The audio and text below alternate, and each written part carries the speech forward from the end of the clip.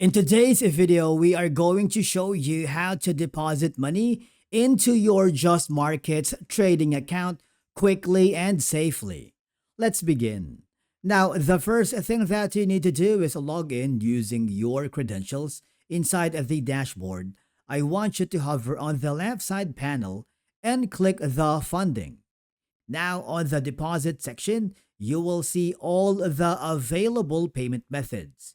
You have the cards, you have the banks, you have the wallet, crypto, and wire transfer. Now, choose the method that works best for you. For example, let's say we are going to choose the cards. All I have to do is click on it and then provide all the information needed and click the deposit button. Once completed, you'll receive a confirmation message, and after payment is successful, go back again to your dashboard, go to the My Accounts. You should be able to see the balance has been successfully added to your account because most deposits are instant, but some methods may take a few minutes.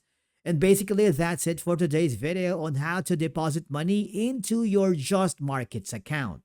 Thank you so much for watching. We will see you again in the next video.